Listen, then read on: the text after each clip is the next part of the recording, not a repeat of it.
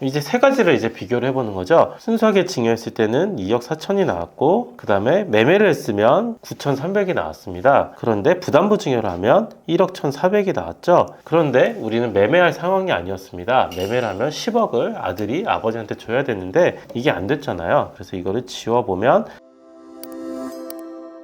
안녕하세요. 비더리치 세무사 김국현입니다. 오늘은 부모님이 자녀한테 아파트 제일 저렴하게 주는 방법 한번 알아보겠습니다. 최근 들어서 이런 문의 상당히 많이 하시는데요. 제가 이유를 한번 생각을 해보니까 부동산 가격이 좀 하락을 해서 이번 기회에 자녀들한테 증여를 한번 해볼까 이런 생각을 하시는 것 같더라고요. 좋은 생각이신 것 같아요. 이번에 한번 세금 계산해보시고 기회가 된다면, 그리고 여건이 된다면 자녀한테 증여를 하거나 매매를 해서 좀 아파트를 넘겨줄 수가 있거든요. 우선 결론부터 알려드리면, 부모님이 자녀한테 아파트 줄 때 딱 세 가지 중에 한 가지로 하면 됩니다. 첫 번째는 증여를 하면 되고요. 두 번째는 매매를 할 수 있습니다. 세 번째는 이 매매와 증여를 합쳐서 부담부 증여라는 것을 할 수 있습니다. 부담부 증여라는 말이 상당히 어려운데요. 요즘 많이 알고 계시더라고요. 부담이 있는 증여, 이렇게 해서 부담이 전세나 대출 이런 걸 끼고 증여를 하는 겁니다. 제가 이 세 가지 차근차근 이야기를 한번 드리겠습니다. 무조건 부담부 증여가 좋다, 증여가 좋다, 아니면 매매가 좋다 이런 건 아니고요. 각자의 상황에 따라 다 틀리시거든요. 어떤 경우에는 증여가 좋을 수도 있고요. 어떤 경우에는 매매가 좋을 수도 있습니다. 아니면 이것 두 개 합친 거 부담부 증여가 또 좋은 경우도 있습니다. 그 상황에 따라서 계산을 한번 해보셔야 되니까 오늘 이야기 처음부터 끝까지 한번 들어보시고 어떤 게 좋은지 한번 판단도 해보시고, 대신 계산은 직접 해보지 마시고요. 꼭 저한테 오셔서 상담해보시고 계획 짜고 세금 어떻게 줄이는지 한번 알아보시기 바랍니다. 좀 쉽게 예를 들어서 설명을 한번 드릴게요. 참고로 오늘 말씀드리는 내용 제가 최근에 책 출간을 했거든요. 그 책에 자세히 나와 있습니다. 한번 기회 되시면 구입해서 한번 읽어봐 주시고요. 예를 한번 같이 보겠습니다. 김리치 씨의 아버지는 아파트가 두 채가 있습니다. 한 채는 직접 살고 계시고 한 채는 전세 6억에 내놓고 있습니다. 부동산의 최근 시세를 한번 물어보니까 바로 밑에 집이 지난주에 한 10억 정도에 팔렸다고 합니다. 이 10억에 팔렸다고 이야기하는 것은 이 집의 시세를 이야기하는 거겠죠. 5년 전에 한 7억 정도 샀으니까 한 3억 정도 오른 상태네요. 지금 많이 올랐다가 떨어졌어도 그래도 예전보다는 많이 오른 상태이긴 하죠. 한 3억 정도 올랐습니다. 종부세 부담이 돼서 외동아들인 김리치 씨에게 주고 싶은데 세금이 걱정이 됐습니다.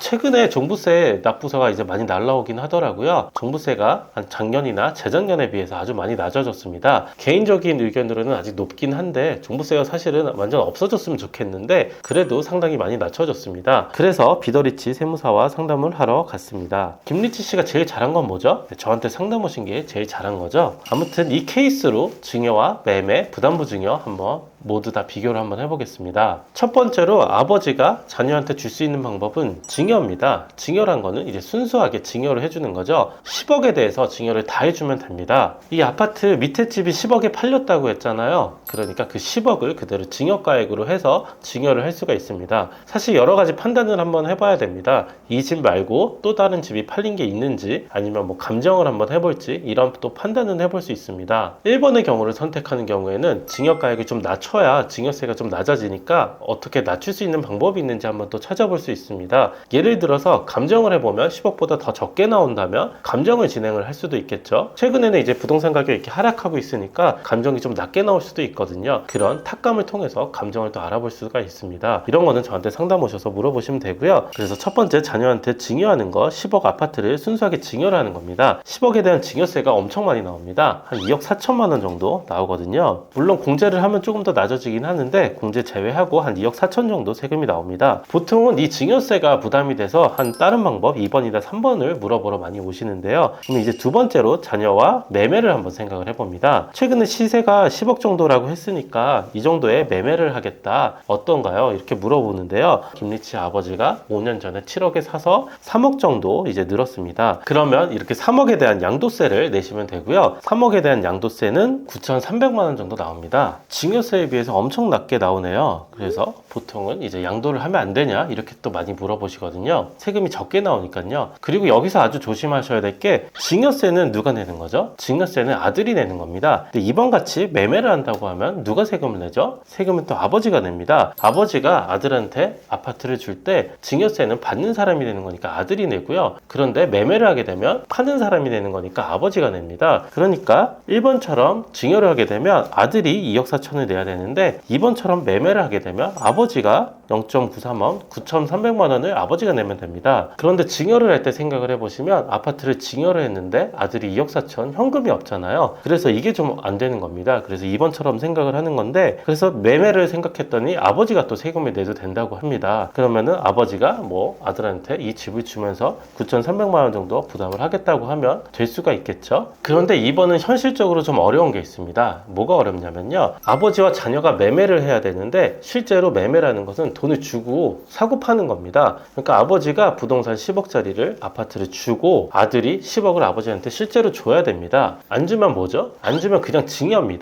그러니까 세무서도 이번처럼 부모와 자식 간의 매매를 했는데 대금이 왔다 갔다 하지 않거나 이렇게 실제 매매가 아니라면 증여로 추정을 하게 돼 있습니다. 정리를 해보면 부모님과 자녀 사이에 이렇게 거래가 일어났는데 실제 매매가 아닌 경우에는 증여로 추정하게 돼 있습니다. 우선 국세청은 이렇게 부모와 자녀 간에 매매를 하면 증여로 그냥 첫 번째부터 봅니다. 증여가 아니라는 거를 우리 스스로 밝혀야 됩니다. 그때 실제로 우리는 대금을 지급을 했다, 시세대로 지급을 했다는 걸 보여줘야 됩니다. 그래서 이게 꼭 매매라는 걸 꼭 밝혀야 됩니다. 그래서 세금이 적다고 무조건 매매로 할 수 있는 건 아니고 자녀가 부모한테 10억을 줘야 됩니다. 이게 또 현실적으로 어렵잖아요. 원래 목적이 증여를 해주고 싶었는데 부모님이 자녀한테 집을 그냥 주고 싶었는데 세금이 적은 방법을 찾다 보니까 매매가 된 거고, 요 매매로 해서 세금이 9,300밖에 안 나와서 이걸로 하려고 했는데 실제로 자녀가 부모한테 10억을 줘야 된다고 하니까 이건 또 불가능하겠죠. 자녀는 10억이라는 돈이 없을 테니까요. 그래서 이번도 또 현실적으로 어렵습니다. 그래서 이제 세 번째로 매매와 증여를 합친 부담부 증여를 이제 생각을 해보는 겁니다. 부담부 증여는 뭐냐면 부담이 있는 증여, 부담이라는 거는 채무나 전세 같은 거를 떠안고 증여를 받는 겁니다. 우리 케이스를 보시면 10억짜리 아파트였고 전세가 6억이 있었습니다. 그리고 매매는 7억에 했었죠. 10억짜리 아파트였는데 6억 전세 빼면 4억 정도 남습니다. 요 금액만 이제 증여를 받는 겁니다. 순수 증여는 4억을 받는 거죠. 4억에 대한 증여세만 내면 됩니다. 4억에 대한 증여세는 7천만 원 정도 나옵니다.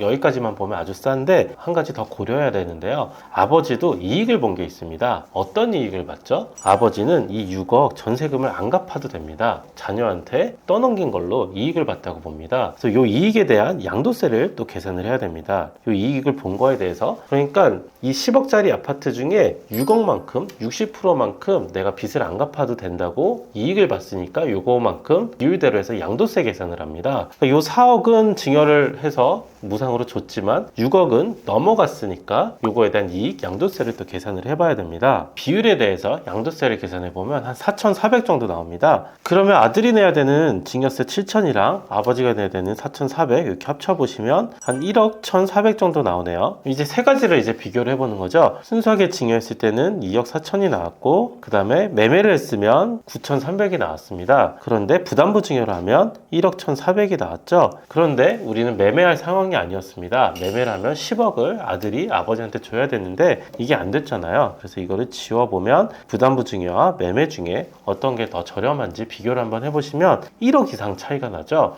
부담부 증여를 할 때 세금을 1억 이상 줄이고 넘길 수가 있습니다. 그래서 이렇게 개인적 상황에 따라서 이렇게 길을 한번 찾아보는 겁니다. 어떤 방법이 제일 저렴하게 아파트를 줄 수가 있는지 계산을 한번 해보고 1억 4천 정도 세금이 괜찮다고 하면 이렇게 실제로 계산을 해보면 순수하게 증여를 하는 것보다 부담부 증여를 하는 게 좀 유리하긴 합니다. 이유는 증여세율을 좀 낮출 수가 있고요. 양도세도 좀 낮기 때문에 이렇게 부담부 증여를 하면 좀 세금을 좀 적게 하고 부동산을 넘길 수가 있습니다. 그런데 부담부 증여가 무조건 좋은 건 아니고요. 케이스마다 좀 다를 수도 있고, 부담부 증여도 사후관리란 걸 하거든요. 이 실제로 대출을 아니면 전세금을 아들이 갚았는지 세무서에서 사후관리까지 합니다. 그런 상황까지 고려를 하셔야 되기 때문에 이걸 하시기 전에 꼭 전문가와 상담을 한번 해보셔야 됩니다. 오늘은 부모님이 자녀한테 넘기는 방법 3가지 알려드렸고요. 부담부 증여가 더 좋은 케이스도 있거든요. 그런 경우 제가 한번 또 영상으로 만들어 보겠습니다. 구독과 좋아요, 알림 설정 해주세요.